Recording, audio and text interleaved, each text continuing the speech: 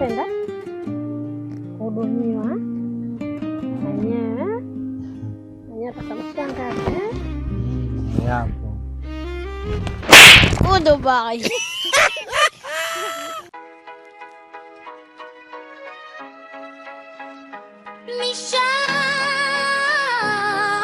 Mshangazi anaitwa Mshangazi kamchanganya bana, ndio mambo bana. Unajua mimi kitu ambacho nakipenda kwenye mpira. Kuna vitu huwa huvioni popote.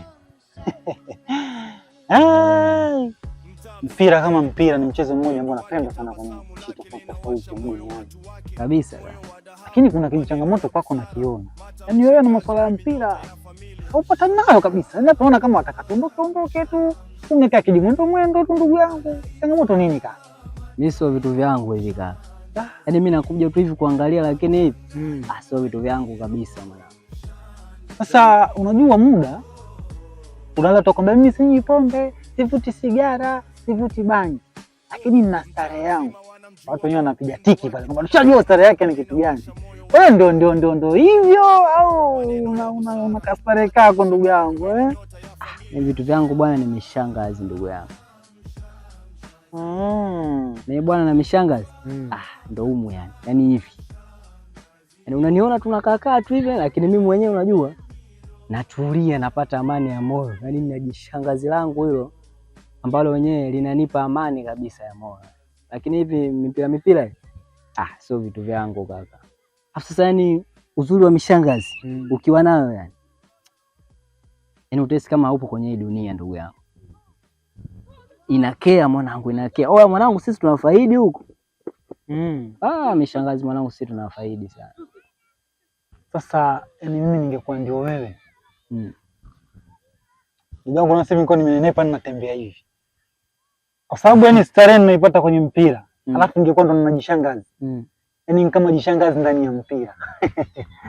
Sasa unaangalia jinsi itakapokuwa linacheza. Sikwambii kaka. Unajua sio kama sijakusikia au sio kama sijakuelewa.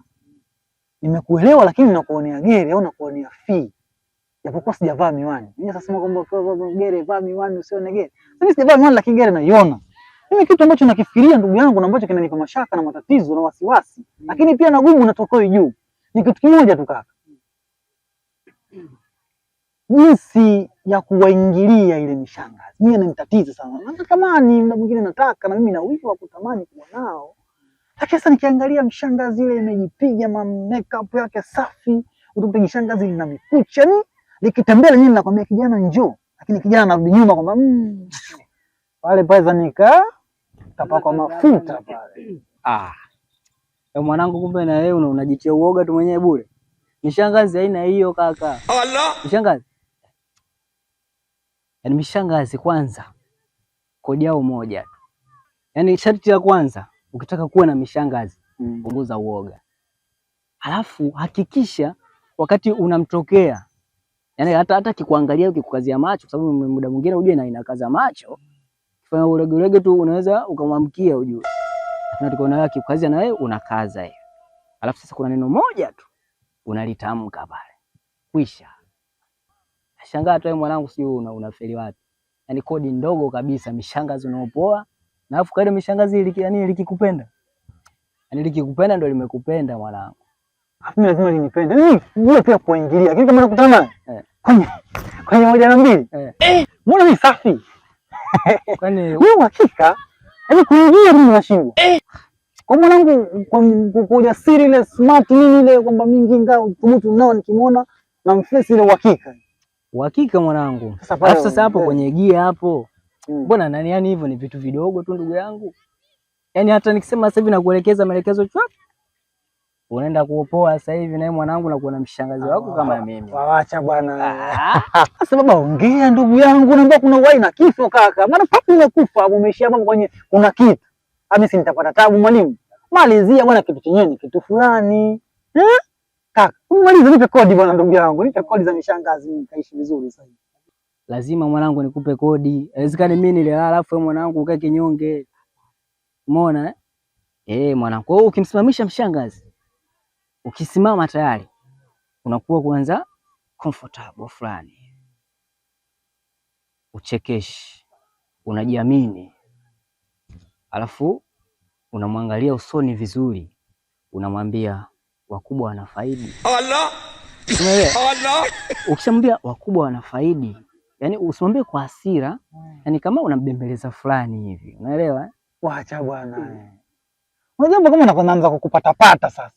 Kwamba nikifika pale kwamba nakutelea, kwamba kuna namba lips namwambia. Ni kama kizungu fulani, wakubwa wanafaidi. Wakubwa wanafaidi. Allah. Wewe unipa kodi. Unajua muda mtu akikuchukulia au akikuangalia kwa haraka haraka ni mtu fulani umechoka kama hakuna nazi mikono imekulegea.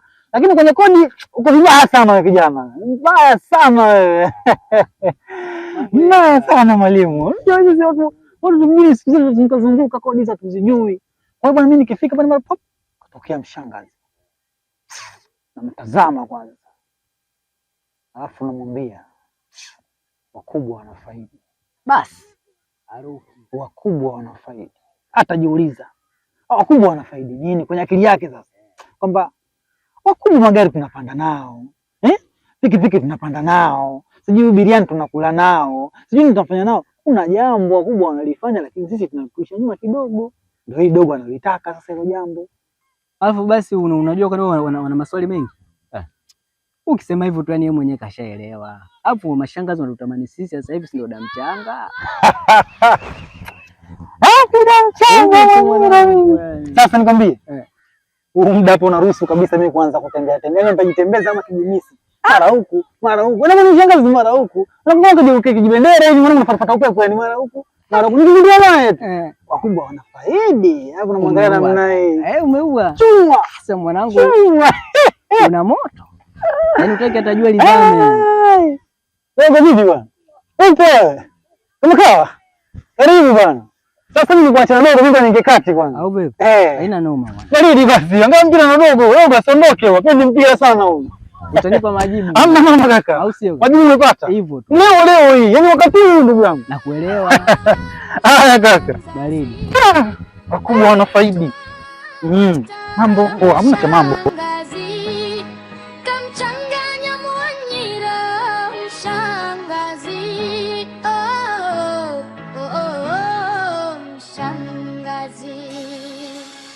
Mtaa mzima wanamjua kwa upendo wake, tabasamu lake linawasha moyo watu wake, moyo wa dhahabu, maneno ya busara, mata mshangazi we minyota ya familia.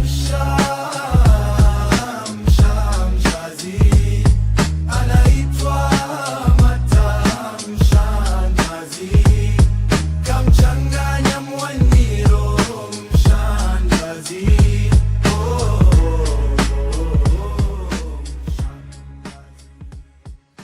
Habari. Salama. Ni hapa mimi. Naitwa Mwanyiro. Ninapata hapa, wanajua wanita sukari yao. Au sukari ya warembo. Huo ndio ujasiri. Ni kijana hapa mtaani. Wanajua mtaani kote hapa. Sasa mimi hapa nisizunguke sana. Niende kwenye pointi za msingi ambazo kusababisha mimi nikusimamishe. Najua hapo wenyewe kwamba kwenye 1 na 2 wanasema kwamba yani wakubwa wanafaidi. Wakubwa wanafaidi. Alafu nakuangalia usoni. Allah!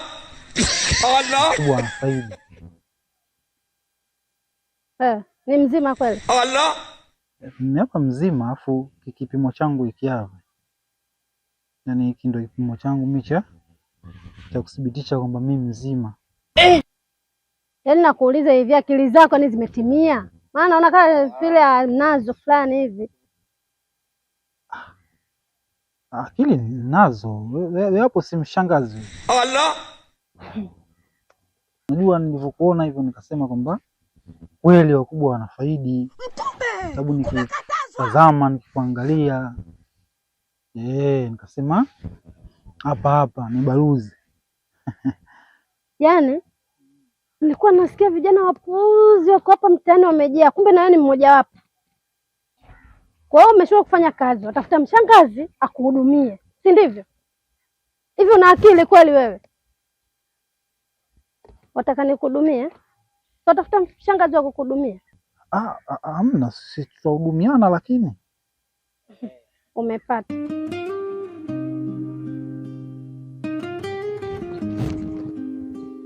Unapenda kuhudumiwa mwenyewe? Mwenyewe atakamshangazi Yapo. Goodbye. Unajua anacheka kwa nini? Hii ni maajabu.